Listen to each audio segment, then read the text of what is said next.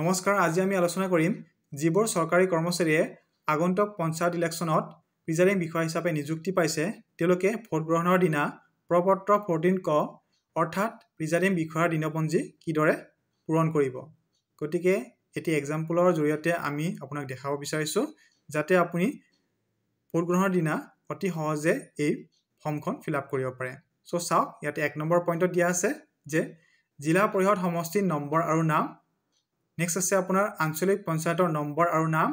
Next আছে গাঁও পঞ্চায়তৰ নম্বৰ আৰু নাম, আৰু আছে আপোনাৰ গাঁও পঞ্চায়ত সমষ্টি নম্বৰ আৰু নাম, অৰ্থাৎ গাঁও পঞ্চায়ত সমষ্টি মানে হৈছে ৱাৰ্ড নম্বৰ এণ্ড নাম। নেক্সট হৈছে আপোনাৰ ভোট গ্ৰহণৰ তাৰিখ। নেক্সট হৈছে ভোট গ্ৰহণ কেন্দ্ৰৰ নম্বৰ আৰু নাম। সো এইখিনি ডিটেইলছ আপুনি ক'ত পাব?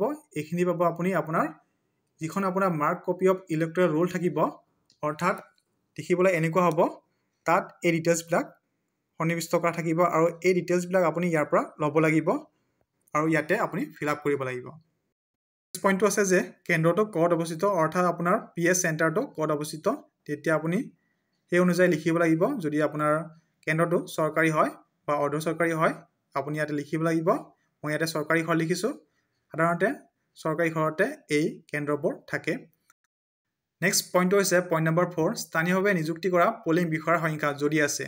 সাধাৰণতে ইয়াত আমি নাই লিখিব পাৰোঁ, কাৰণ এইটো কেতিয়া চিটুৱেশ্যন আহে যেতিয়া কোনো পলিং যদি বিষয়া গা বেয়া থাকে বা এনেকুৱা এটা চিটুৱেশ্যন হয় যে কোনো পলিং বিষয়াই নিজৰ কৰ্তব্য পালন কৰিব নোৱাৰা অৱস্থাত থাকে, তেতিয়াহ'লে আপুনি লোকেলি অৰ্থাৎ স্থানীয়ভাৱে আপুনি পলিং বিষয়া নিযুক্তি দিব পাৰে। তেনে ক্ষেত্ৰত আপুনি ইয়াতে কিমানজন পলিং বিষয়া নিযুক্তি কৰিছে তাৰে ইয়াতে সংখ্যাটো দিব লগা হয়। নেক্সট পইণ্ট হৈছে পইণ্ট নম্বৰ 5, নিয়মিতভাৱে নিযুক্তি দিয়া পলিং বিষয়াৰ অনুপস্থিতিত, অৰ্থাৎ যদি আপোনাৰ যিখন অৰ্ডাৰ কপি আছে য'ত আপোনাৰ বাকী কেইজন পলিং বিষয়াৰ ডিটেইলছ দিয়া আছে বা নাম দিয়া আছে, তেওঁলোকৰ কোনোবা যদি অনুপস্থিত থাকে তেতিয়াহ'লে নিযুক্তি দিয়া পলিং বিষয়া যদি আছে তেনে ক্ষেত্ৰত যদি আপুনি বেলেগ পলিং বিষয়া আপুনি নিযুক্তি কৰিছে আৰু এনে নিযুক্তিৰ কাৰণ আপুনি দৰ্শাব লাগিব। সাধাৰণতে এইটো নাই হয়, গতিকে ইয়াতে আমি নাই লিখিছোঁ। নেক্সট পইণ্ট হৈছে পইণ্ট নম্বৰ 6, ব্যৱহাৰ কৰা বেলট বাকচৰ সংখ্যা আৰু ক্ৰমিক নম্বৰ। গতিকে আপোনাক যিটো বেলট বাকচ দিয়া হৈছে বা এটা বা দুটা বা তিনিটাও দিব পাৰে, তেনে ক্ষেত্ৰত আপুনি মুঠ বাকচৰ সংখ্যা লিখিব লাগিব আৰু ইয়াতে আপুনি ক্ৰমিক নম্বৰ যিটো আপোনাৰ বেলট বাকচৰ ওপৰত লিখা থাকিব সেইটো ইয়াতে লিখিব লাগিব।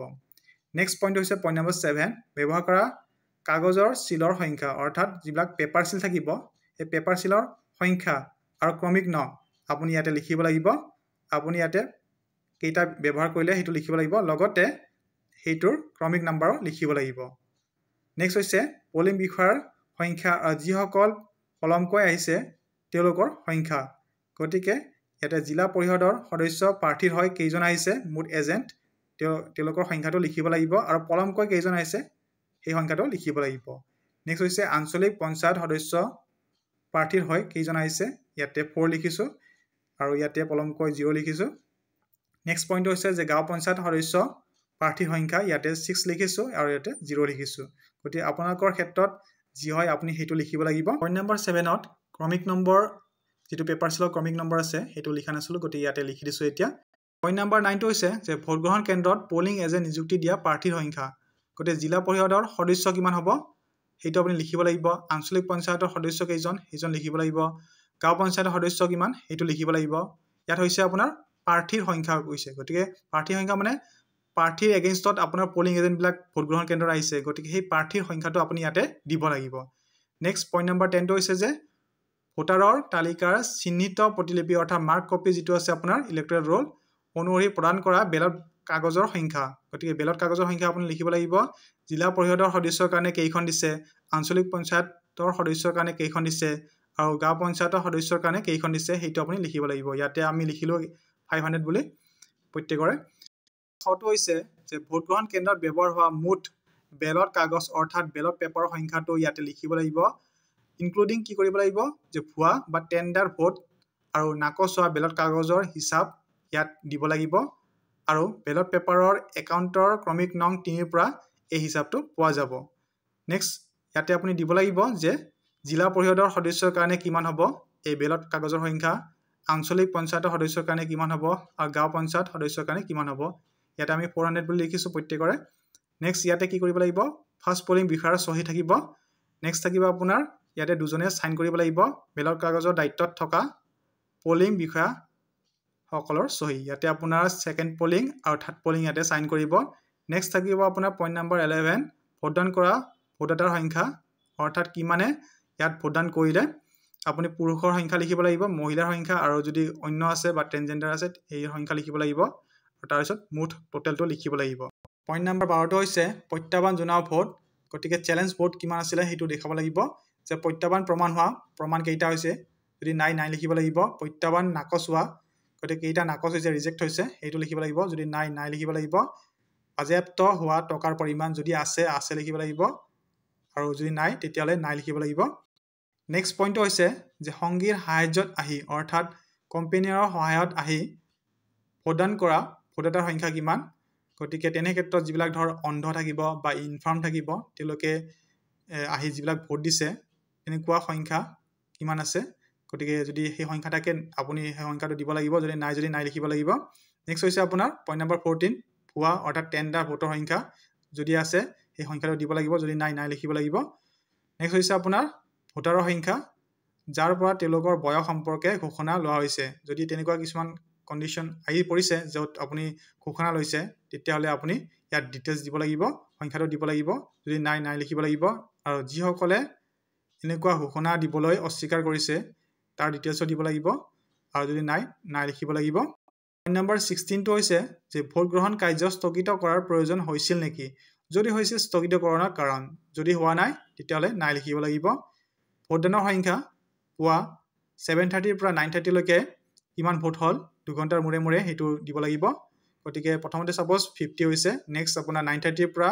11:30 লৈকে হৈছে আপোনাৰ 75 নেক্সট হৈছে আপোনাৰ 11:30 পৰা 1:30 লৈকে সাপোজ 100 হৈছে ঠিক তেনেকৈ এনেকৈ আপোনাৰ লাষ্ট আপুনি 3:30 পৰা ভোট শেষ হোৱালৈকে কিমান হৈছে হেতু আপুনি দিব লাগিব নেক্সট হৈছে আপোনাৰ পইণ্ট নম্বৰ 18 ভোট গ্ৰহণ অন্ত পৰাৰ সময়ৰ আগে আগে দিয়া পত্ৰী বা স্লিপৰ সংখ্যা কিমান যেতিয়া আপুনি কিউ স্লিপ আপুনি দিব যেতিয়া 4:30 ভোটটো শেষ হৈ যাব বা শেষ হোৱাৰ টাইম হ'ব তেতিয়া আপুনি একেবাৰে লাষ্টৰ পৰা আপুনি কিউ স্লিপ দিব লাগিব গতিকে তেনেকুৱা আপুনি কেইখন কিউ স্লিপ ইস্যু কৰিছে সেই সংখ্যাটো ইয়াতে লিখিব লাগিব নেক্সট হৈছে আপোনাৰ ফাৰ্ষ্ট পলিং বিষয়াৰ চহী ইয়াতে নেক্সট হৈছে আপোনাৰ বেলট কাগজৰ দায়িত্বত থকা পলিং বিষয়াৰ সকলৰ চহী ইয়াতে আপোনাৰ সেকেন্ড পলিং আৰু থাৰ্ড পলিঙে সাইন কৰিব পইণ্ট নম্বৰ 19 টো হৈছে যে ভোটাৰৰ সংখ্যা অৰ্থাৎ আপোনাৰ ভোট কেন্দ্ৰত কিমানটা ভোটাৰ আছে তাৰ সংখ্যাটো ইয়াত দিব লাগিব সাপোজ 500 আছে নেক্সট হৈছে আপোনাৰ পইণ্ট নম্বৰ 20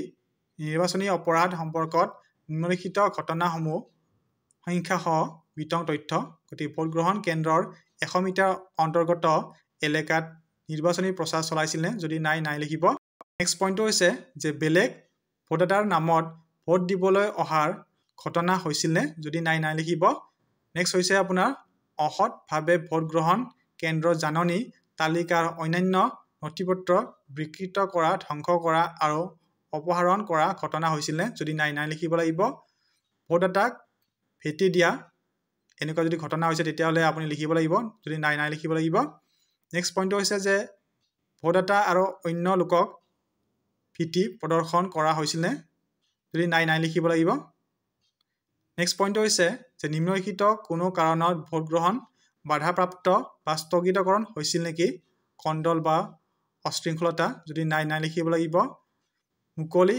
হিংসাত্মক ঘটনা যদি নাই লিখিব লাগিব প্ৰাকৃতিক দুৰ্যোগ যদি নাই লিখিব লাগিব ভোট গ্ৰহণ কেন্দ্ৰৰ বলপূৰ্বক দখল যদি নাই হোৱা তেতিয়া নাই লিখিব লাগিব অন্যান্য যিকোনো কাৰণ যদি নাই লিখিব লাগিব নেক্সট পইণ্ট হৈছে যে নিম্নলিখিত কোনো কাৰণত ভোট গ্ৰহণ প্ৰক্ৰিয়া ব্যাঘাত বা কলুষিত হৈছিল নেকি এক নম্বৰতে হৈছে আপোনাৰ ভোট গ্ৰহণৰ কেন্দ্ৰত ব্যৱহৃত বেলট বাকচ প্ৰিজাইডিং বিষয়াৰ জিম্মাৰ পৰা বেআইনীভাৱে লৈ যোৱা হৈছিল নে যদি নাই লিখিব লাগিব আৰু দুৰ্ঘটনাক্ৰমে বা ইচ্ছাকৃতভাৱে হেৰুৱাইছিল বা ধ্বংসাপ্ৰাপ্ত হৈছিল নে যদি নাই লিখিব লাগিব ক্ষতি সাধন বা বিকৃত কৰা হৈছিল নে যদি নাই লিখিব লাগিব নেক্সট পইণ্ট হৈছে যে কোনো ব্যক্তিৰ দ্বাৰা অবৈধভাৱে বেলট কাগজত চিহ্নিত কৰি বেলট বাকচত জমা দিয়া হৈছিল নে যদি নাই লিখিব লাগিব নেক্সট পইণ্ট হৈছে যে প্ৰাৰ্থীসকলে কৰা কোনো গুৰুতৰ অভিযোগ আছে নেকি যদি নাই লিখিব লাগিব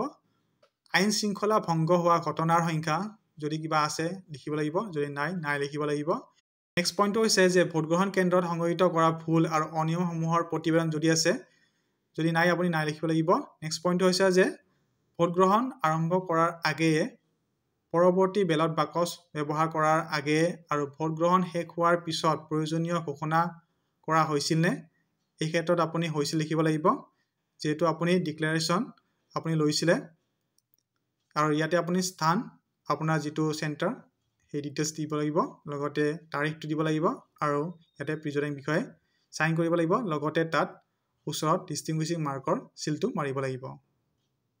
চ' এইখিনিয়ে মেইন কাম। চ' এইখিনি লিখাৰ পিছত আপুনি আপোনাৰ মেইন যিটো আপোনাৰ প্ৰিজাইডিং বিষয়াৰ দিনপঞ্জী সেইখন আপোনাৰ কমপ্লিট হ'ব।